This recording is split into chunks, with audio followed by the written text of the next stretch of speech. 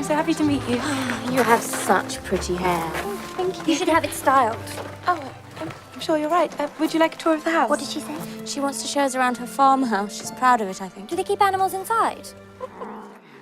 From Cinderella and her wicked evil stepsisters to the March sisters in Little Women, the relationship between female siblings is a favorite in works of fiction. One of the latest to enter that realm, Amy and Ollie Shred in Betsy Lerner's debut novel, Shred Sisters. Lerner has written about depression, compulsive eating, and mother-daughter bonds in earlier works of nonfiction. And while the format has changed in her newest work, the emotional journey she takes readers on remains. So these are the journals. These are mostly from my 20s. Okay. And I wrote almost every day, mostly about how unhappy I was, how lonely, miserable, no boyfriend, etc.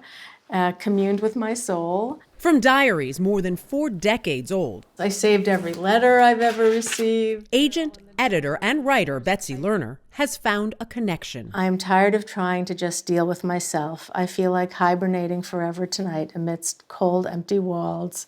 I am breaking into a million pieces fast. So yeah, it's so sad. But also relatable.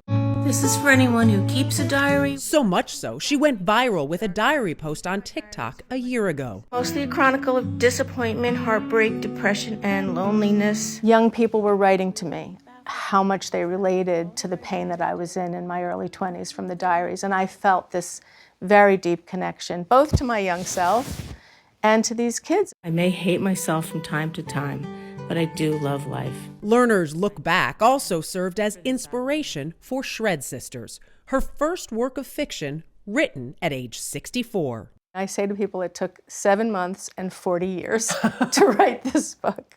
All of my experience, all of my perspective, all of my young pain, it all manifested in the book. A book Lerner wasn't planning to write until one day during COVID, she opened her laptop and started to type. And I wrote the first lines of the book. And then it just poured out of me. The first lines as we read them. Yes, which I also thought were placeholder. You know, the first line is, here are the ways I could start this story. I was just thinking out loud. I never thought it would end up in the book. That's crazy. Yeah, it was a crazy ride.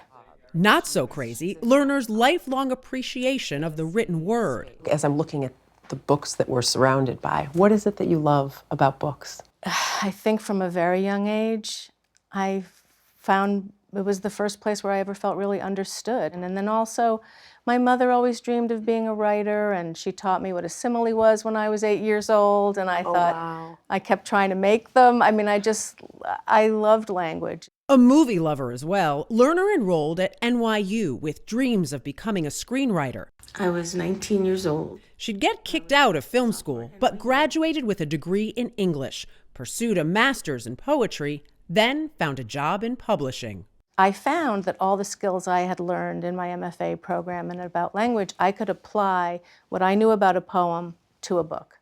Structure, language. If you think about a line break in a poem, that's the drama. And in a book, it's the chapter end or the space break. And I was just obsessed with all of that. I loved writers. I was fascinated by how their minds worked. She'd go on to climb the publishing ladder, working as an editor, nonfiction writer, and agent. One of her more rewarding projects, Just Kids, in 2010, with acclaimed singer and songwriter Patti Smith. The National Book Award-winning memoir about Smith's relationship with photographer Robert Mapplethorpe, the result of an unsolicited reach-out by Lerner. Well, first thing she said is, I'm not writing my autobiography, not writing that. She said, but you know, I made a vow to Robert Mapplethorpe when he died that I would write our story of our young life in New York. And I said, that's the most beautiful idea I've ever heard. And 10 years later, Just Kids. That decade of work gave birth to a friendship that's lasted beyond 2. We're besties. You didn't see that coming when you sent that letter. No, in fact, I think it took me about 4 years before I even said anything personal about myself to her. I was so, I don't want to say intimidated, but I was in awe, and my job was to help her with her writing. Yeah. And then we got very close. You know, it's a very intimate relationship, editing.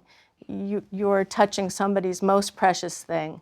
Which made Smith the perfect onstage partner for Lerner's Shred Sisters launch party. She seems like she's very nice and modest, but she's actually really funny, and she can be even evil, you know.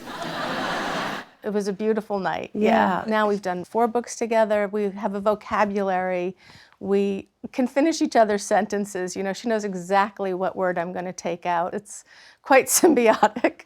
Lerner's voice is loud and clear in Shred Sisters. It was just it is informed by my whole life. The story is told by book editor Amy, the younger intellectual Shred, often overshadowed by her prettier, exuberant older sister Ollie, who's living with mental illness. You are bipolar. Mm-hmm.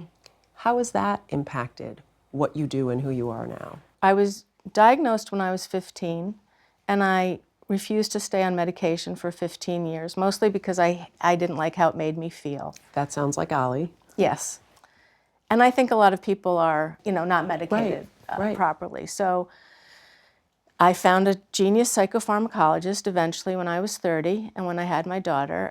He finally got me on the right medication and the right dose, which is also critical. And I've been stable for 35 years. I've never had another episode of depression or mania. Do you think you would have written Ollie the way you did if you hadn't had those personal experiences versus hearing it from somebody else? Oh no, the bipolar experience in my character is written from the inside out. Yeah. Absolutely. And what about Amy? I'm very dutiful. I'm very disciplined. When I go to a party, I don't light up the room. I stand against the wall and watch everybody. You know, that's Amy. She watches everybody. And I think the writer in me was always the observer. The same observer who sees the power of honest expression, no matter the format it's shared in. What is it like to see bits of yourself on the page, but also in a work for the first time of fiction for you? So exciting and so much fun, honestly. I don't know if this is true for other writers, but once it's in a book, it's not really yours anymore. I almost cried. You've written it for people, and have at it, you know. I want to share the deepest, most costly things. That's what interests me as a reader and as a person.